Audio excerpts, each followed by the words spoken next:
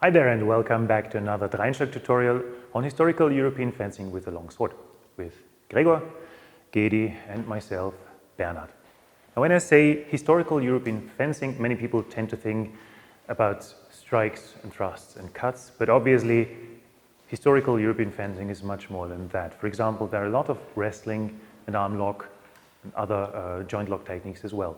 In this video we're going to introduce you to one of these joint lock techniques. Let's get to it. Now the setup here is going to be very basic. Let's just say Gregor attacks with an Oberhau and Gedi defends by counter-striking. Okay? So from here, Gregor decides to close the distance and go into wrestling distance, like this. Okay. Now a couple of things are going to happen. Firstly, as you can see, Gregor's already begun the movement. He's going to move his pommel around and over Gedi's wrists in order to lock Gedi's wrists with the pommel.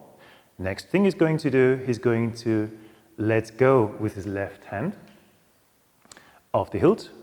And now he's freed up his left hand and is free to use it to exert pressure to control Gedi's elbow. At the same time, he's going to pull Gedi closer with the pommel by hooking his wrist. And also he's going to take a big step towards Gedi to close the distance, like this. Now remember, this is a wrestling technique, so you really don't want to leave any wiggle room here between the two bodies, otherwise the technique is not going to work properly.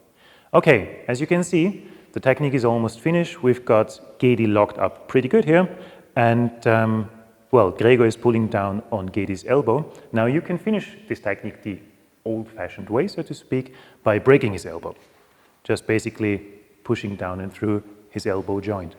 But please do spare your sparring partner and change this into a shoulder lock. It's quite simple actually. All you have to do is pull his wrist a little bit upwards and closer towards you and change your grip so that you don't push down on his elbow but on his shoulder.